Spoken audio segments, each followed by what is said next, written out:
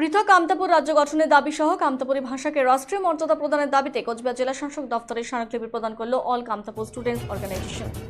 এদিন কোচবিহার শহরে মিছিল করার পাশাপাশি দুপুর 2টো নাগাদ কোচবিহার জেলা শাসক দপ্তরে উপনীত হয় বিক্ষোভ প্রদর্শন করে জেলা শাসক দপ্তরে স্মারকলিপি প্রদান করে তারা।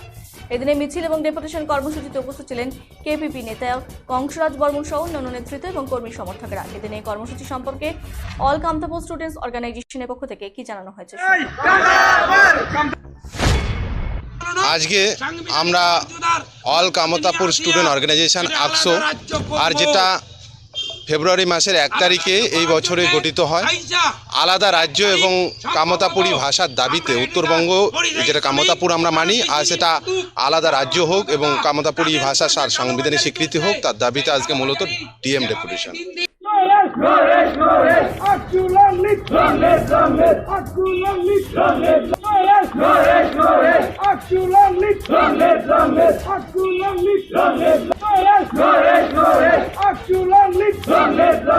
Actually,